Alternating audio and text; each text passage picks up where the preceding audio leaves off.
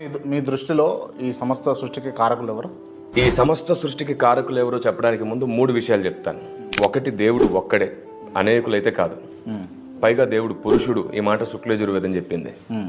దేవుడు ఒక్కడే, అనేకులైతే కాదు. ఈ మాట చిన్నజీర స్వామి గారు డైరెక్ట్గా చెప్పారు. దేవుడు ఒక్కడే, అనేకులు కాదు. దేవుళ్ళు అనే మాటే రాంగ్ అంటారు ఆయన.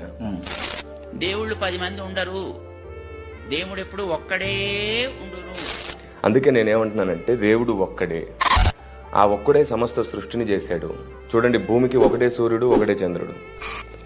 నన్ను మీరు కిరణ్ పాల్ గారు మీ నాన్నగారులు ఎంతమంది అని అడిగితే అస్సలు బాగోదు. ఎందుకంటే ఎవరికైనా నాన్న ఒక్కడే, అమ్మ ఒక్కతే. అదే నిజమైతే ఈ సమస్త సృష్టికి దేవుడు ఒక్కడే.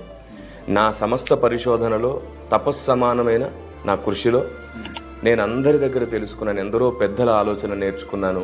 ఇటు క్రైస్తవుల్లోనూ హైందవుల్లోనూ అందరి దగ్గర ఉన్నటువంటి జ్ఞానాన్ని గమనించాను. నేను నా పసితనం నుంచి ఇప్పటి వరకు చాలా సంస్కారాన్ని నేర్చుకున్నాను. ఇదంతటిలో నేను చాలా దగ్గరగా ఎక్స్పీరియన్స్గా కూడా అనుభవించాను. ఏమిటంటే ఆయన పేరు నజరేయుడని. Download ShareChat.